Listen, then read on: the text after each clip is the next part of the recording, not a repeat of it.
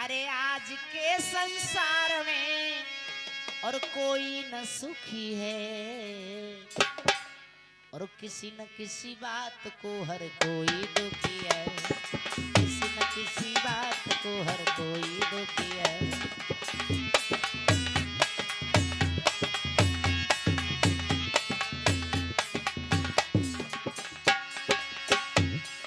कोई दुखी संतान को कोई संतान से,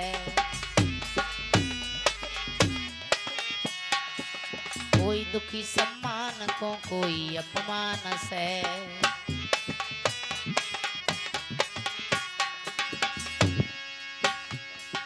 होगा प्यारे बही कौन सा जो हर ने लिखी है, और किसी न किसी बात को हर कोई दुखी है, किसी न किसी बात को हर कोई दुखी है।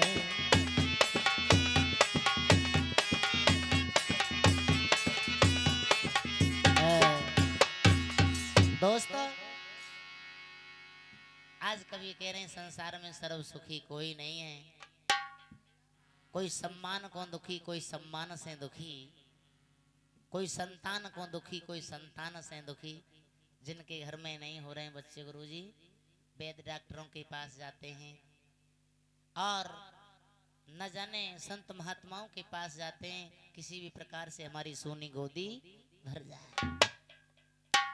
और जिस पर बेटा 10-11 हो गए, घर में धन की कमी है, वस्त्र नहीं पुज रहे हैं वो भी दुखी हैं, भोजन नहीं पुज रहा है वो भी दुखी हैं, तो सर्व सुखी कोई नहीं है।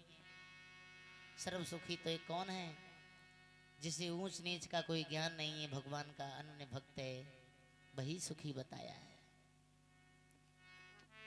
कोई तन दुखी कोई मन दुखी, कोई धन बिन रे तो उदास, थोड़े थोड़े सब दुखी सुखी राम को दास। जो हरि को भजता है वही सर्व सुखी है। अब मैया बोली स्वामी अन्न बिहुना सब जग सूना, वस्त्र बिन सूनी काया, कंठ राग बिन कविता सूनी, बेटा बिन सूनी माया। महाराज एक पुत्र के बिना हमें दुख है। फिर मैया कोई बात नहीं, चिंता न करो।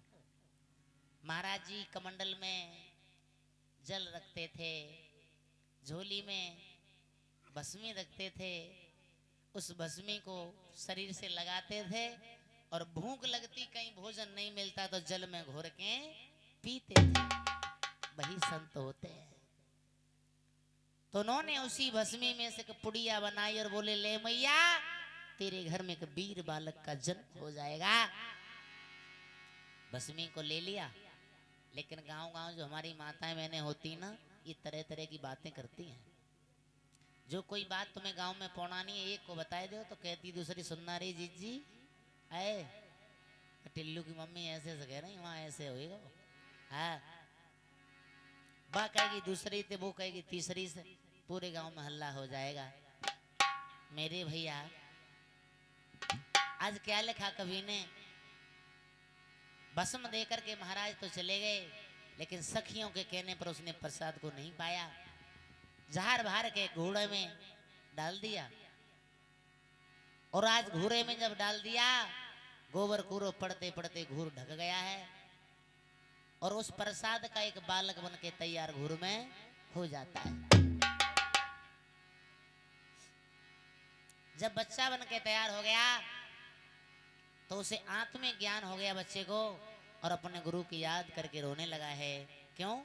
गंदा पानी गांव का बस्ती का उस घूर में जा रहा है। जैसे माँ के पेट में बच्चा होता है उल्टा लटका होता है, माँ के उधर में जो मलमूत्र होता है, जो बाहर मल आता है, मूत्र आता है, वो बच्चे के मुख की ओर होकर के आता है। उस समय भजन करता है, प्रभु मुझे इस नरक कुंड से बाहर कर, मैं तेरा भजन करूंगा, तेरा गुणगान करूंगा। लेकिन जन्म लेने के बाद सब कुछ भूल जाता है, माया के चक्कर में फंस जाता है इंसान। तो आज वो बच्चा घूर में रो रहा है, और क्या लिखा कवि ने भैया, अरे करो गुरु को यादे और बेटा गे भरे करे रोयो,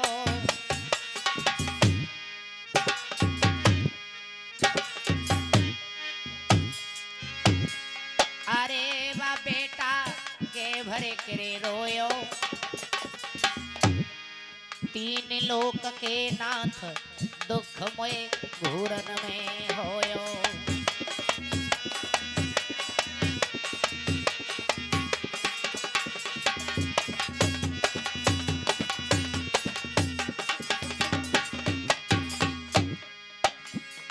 अरे कृपा तुम करो अंतरयामी, दीन बंधु भगवान गुरु मेरे मछेंद्र तुम स्वामी।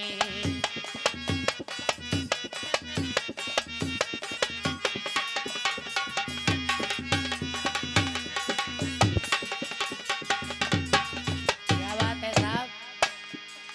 अरे गुरु मेरी अर्जी सुन लियो,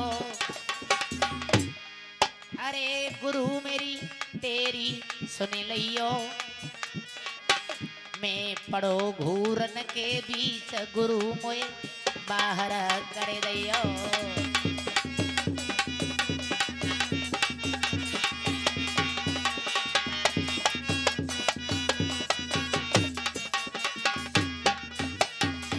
भक्तों, ये करुण भरी आवाज बाबा गोरखनाथ जी, यानी गुरु में बच्चा है, वो गुरु मच्छिंद्र नाथ को याद करता है, वही गोरख रूप बनेगा जो घोरों में पल रहा है।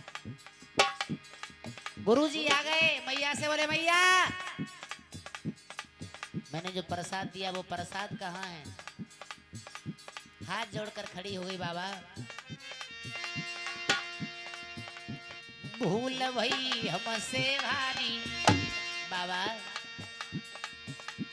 भूल भई हमसे भारी, प्रसादी घूरन में दैरा रे।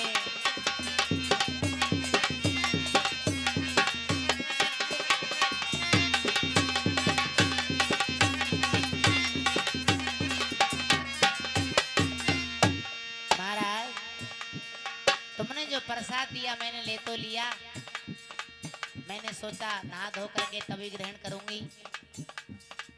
मैं नहाने धोने में लग गई, मैंने प्रसाद रख दिया, चीलिया आई उड़कर भागी, महाराज प्रसाद बिखर गया। मैंने उसे गंदा जान के नहीं खाया, झूठ बोल रही है। जार भार के महाराज मैंने कूड़े में भर के घूर पे डाल दिया।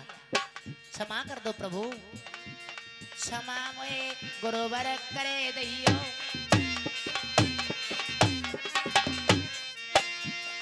माफी हमको दे दैयो।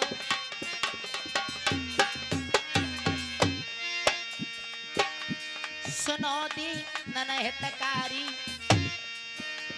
सुनो दी ननहितकारी, प्रसादी घूरन में वैरा